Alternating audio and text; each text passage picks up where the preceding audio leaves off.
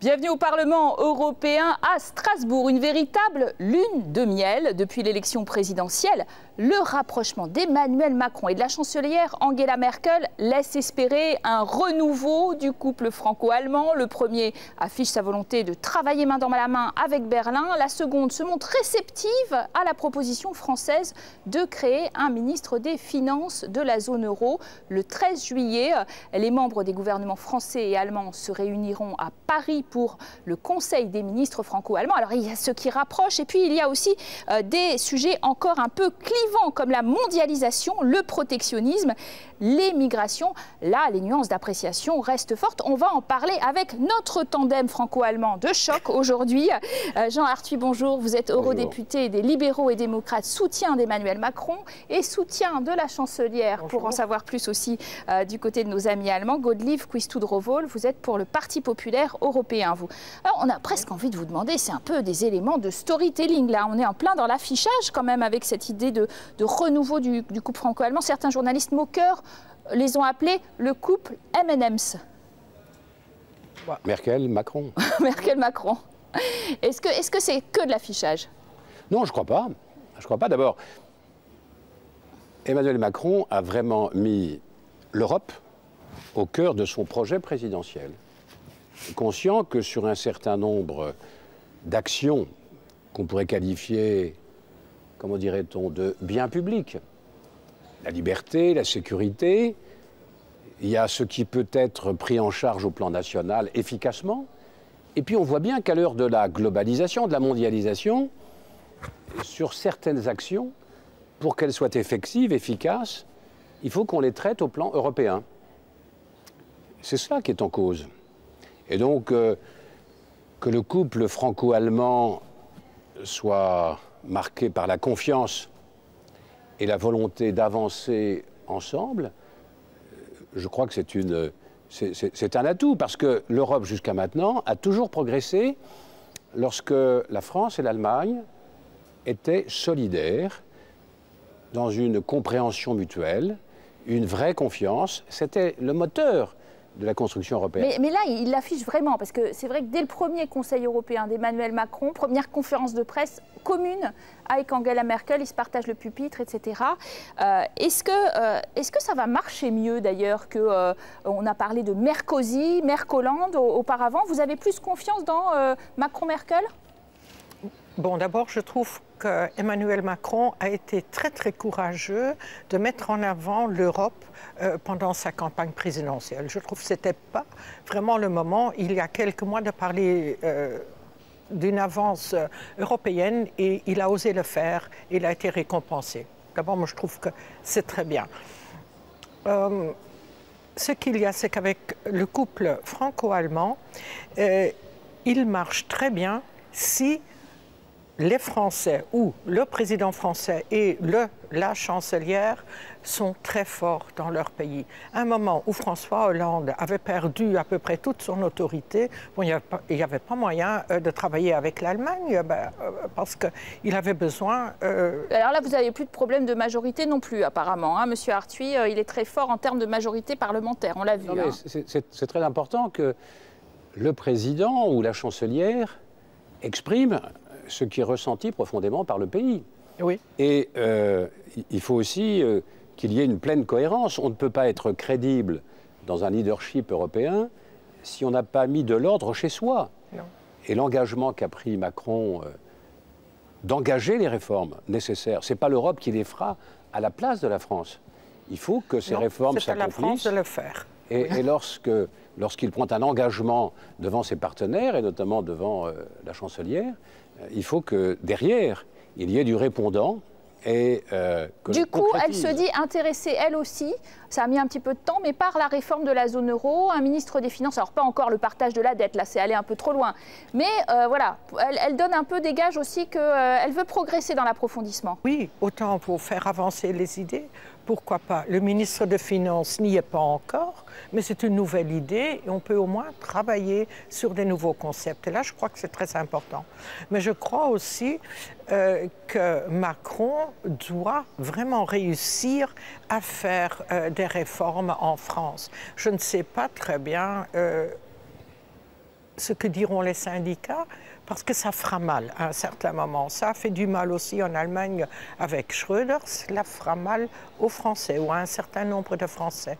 Et là, je crois qu'il devra de nouveau prouver une deuxième fois beaucoup de courage. Alors, 13 juillet, on va parler de cette fameuse zone euro, des réformes, etc., avec cette rencontre franco-allemande au sommet et des initiatives conjointes aussi attendues dans le domaine de la défense et de la lutte contre le terrorisme. Ça aussi, ce sont des thèmes qui rassemblent. Bien sûr. Bien sûr, Macron n'a pas arrêté pendant sa campagne de dire qu'il voulait une Europe qui protège les Européens, qui les protège en termes de sécurité. S'agissant des migrations, une Europe qui contrôle les flux migratoires, qui fasse la part entre les migrations économiques, et là, nous avons une responsabilité collective en Europe, oui. Car la population africaine va progresser considérabement, peut-être 800 millions d'Africains supplémentaires dans les 30 ans qui viennent. Oui, puis elle est à la tête du G20 aussi. Alors évidemment, il y a aussi toutes ces thématiques sont inscrites dans le G20. Si nous voulons lutter efficacement contre les migrations, il faut aider l'Afrique à se développer pour que les Africains voient leur avenir en Afrique et pas forcément en Europe. Donc c'est vraiment une responsabilité solidaire et pour réussir, il faut qu'on agisse ensemble. Dans toutes ces instances internationales, vous parlez du G20, mais ça pourrait être le G7, ça pourrait être d'autres institutions internationales. Il faut aussi que les Européens puissent progressivement essayer de parler d'une seule voix et non pas avec des nuances d'un pays à l'autre. Ça ne peut pas continuer ainsi. Alors parlons de la voix de la chancelière quand même, parce que cette semaine, elle a lancé sa campagne officielle. Elle brigue un 4e mandat. Elle a fait campagne sur ses résultats probants, selon elle. Récit tout de suite de Charlotte Prudhomme. À la chancellerie depuis 2005, Angela Merkel s'appuie sur le bilan de ses 3 législatures pour vanter son programme. L'Allemagne connaît actuellement un taux de chômage record de 5,6%, le plus bas dans le pays depuis la réunification. La CDU promet la prospérité pour tous. Le programme gouvernemental est une offre à tous les Allemands. Et le cœur de son projet, c'est le travail. Notre objectif, c'est le plein emploi en 2025. Nous croyons que nous pouvons le faire.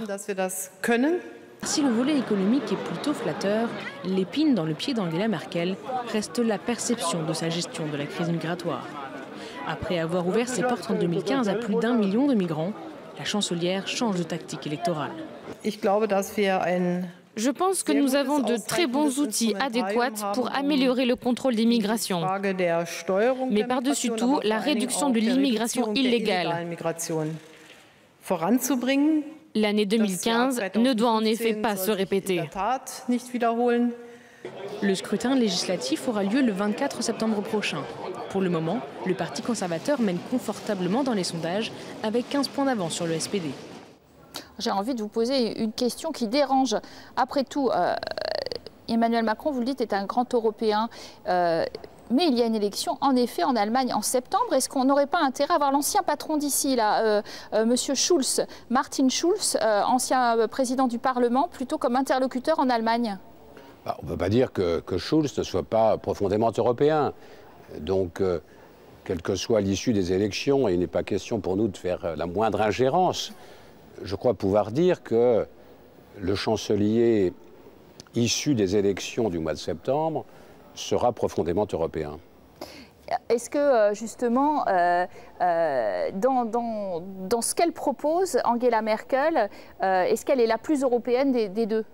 Mais je n'ai pas l'impression qu'il faut baser une campagne électorale pour des élections nationales seulement sur la question qui est le plus européen.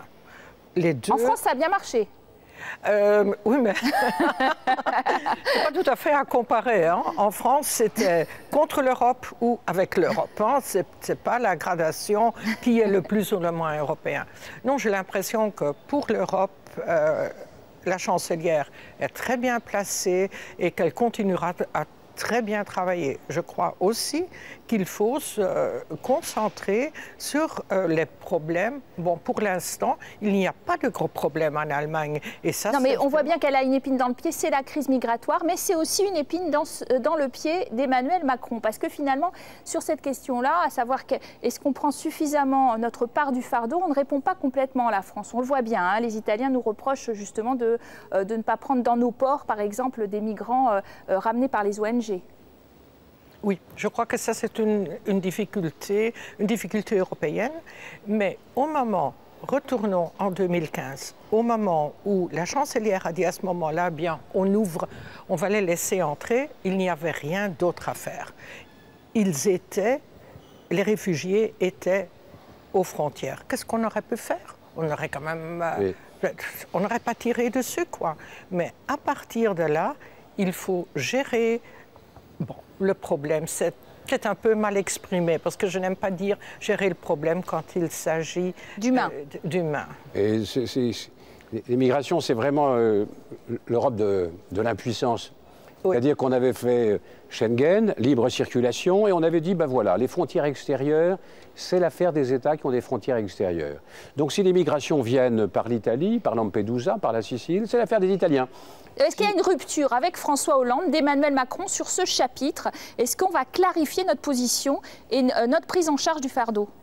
Nous devons prendre en charge notre part du fardeau s'agissant des réfugiés, mais nous devons avoir également un système centralisé pour bien faire la différence entre les migrants qui ont vocation à être accueillis parce qu'ils sont réfugiés, parce qu'ils ont fui la guerre et les violences, et puis les migrants économiques qui viennent dans des conditions illégales. Oui. Et ceux-là doivent repartir chez eux immédiatement. Mais ça ne peut pas se faire en laissant les Italiens et les Grecs s'en occuper. Il faut vraiment que les Européens aient une démarche commune, que le droit d'asile soit unifié en Europe, qu'il y ait un fichier central et qu'on ne soit pas pris de court comme on l'a été en 2015. Là, c'était la démonstration d'une Europe impuissante. Ce qui sépare l'Allemagne et la France, le Rhin, entre les deux, finalement, c'est peut-être ce fleuve de l'optimisme ou du pessimisme. Quand on regarde une étude d'Alliance, par exemple, qui a été faite sur 2200 Français et Allemands, on voit que les Français déclarent que la situation économique de leur pays est mauvaise ou très mauvaise à 75%, alors que 86% des Allemands la jugent bonne. Et donc, l'argument d'Angela Merkel, ça va mieux avec moi et ça ira encore mieux, marche pas mal. Non, mais ça marche bien. Il n'y a pas de gros problèmes économiques en Allemagne. Non. Il y a d'autres problèmes, mais pas de gros problèmes économiques. Presque tout le monde a vraiment du travail. On a fait une relance pour une bonne éducation. Le système dual qui fait qu'on apprend son métier chez un employeur et à l'école, ça fonctionne très bien. Pour l'instant, on peut toujours améliorer les choses, mais je crois que la situation basique, elle est... Oui, est-ce qu'on a tort de penser que ça va si mal en France? D'ailleurs, finalement, ça va mieux qu'on ne le croit? Ou cette appréciation très négative des Français sur l'état de leur économie? Je pense qu'en France, on se complaît trop souvent dans les commentaires, dans l'observation. On n'est pas assez porté vers l'action, avec ce que ça implique de lucidité et de courage. Le chancelier Schröder a mené des réformes extrêmement courageuses. Social-démocrate, hein, soyons clairs. Social-démocrate, oui, mais dans un consensus suffisamment large pour faire des majorités qui devaient aller au-delà des clivages traditionnels. Donc, il y a un moment où un peuple doit se prendre en charge avec lucidité, avec courage, sans nostalgie. Oui, mais alors justement, quand on parle de l'Europe qui protège, comme en parle Macron, c'est parce qu'il connaît le peuple français aussi. Quand on regarde ce même sondage, 57% des Allemands pensent que la mondialisation profite à leur économie, eh bien le même nombre de Français pensent au contraire que ça leur est défavorable. Il va être temps d'expliquer aux Français et aux Européens ce qu'est la mondialisation. Elle est là, elle est irréversible, donc nous devons l'assumer. Elle nous donne des défis, par exemple une crise financière qui pourrait être un vrai tsunami économique et social, les migrations, le climat. Sur ces questions-là, on voit bien quand même que si on veut être efficace et influencer l'organisation du monde, il vaut mieux y aller comme Européen que d'y aller tout seul comme Français. On entend beaucoup dans la bouche d'Emmanuel Macron l'Europe qui protège. Est-ce que ça parle, ça, à la chancelière, aux Allemands? La moitié de nos compatriotes français pensent qu'il faut que l'Union européenne remonte les droits de douane pour protéger nos produits. Je n'ai pas l'impression que si on commence à reconstruire des murs autour de l'Europe, on aura un avantage économique. D'ailleurs, remarquez, Trump, avec son America First, a pour l'instant les premières difficultés dans l'industrie automobile. C'est bien le clou. Il voulait augmenter les emplois chez les firmes américaines, il a exactement le contraire au bout de 6 mois. Alors je crois qu'il faut être très lucide. Le dumping aux frontières de pays qui ne respectent pas nos normes à mon avis, ne marche pas du tout. Il faut que l'Europe parle d'une voix, d'abord en matière de défense, ce qu'on a déjà dit, mais aussi dans les questions économiques, dans les questions de commerce international, etc. Parce que nous avons un grand marché et c'est un poids.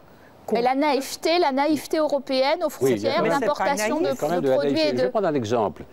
Il y a 2 ans, les Chinois ont tenté d'envahir le marché mondial de l'acier à des prix dérisoires.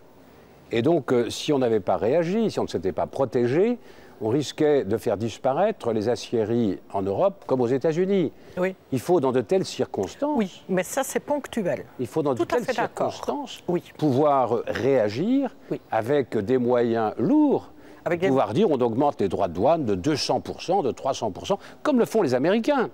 Et là, on discute. Oui, mais ça, il faut que ce soit ponctuel. On ne va pas dire, en principe... nous refaisons des frontières économiques, ça n'apportera rien du tout. On voit bien que vous discutez. Merci en tout cas d'avoir très bien illustré ce dialogue franco-allemand sur les thèmes qui rassemblent et puis les thèmes où évidemment il y a plus de nuances, on l'a entendu. Merci à vous de nous avoir suivis. Vous restez en notre compagnie pour rejoindre à Paris notre grand invité. Il s'agit de Pierre Moscovici qui nous en dira un petit peu plus. C'est le commissaire aux affaires économiques et financières.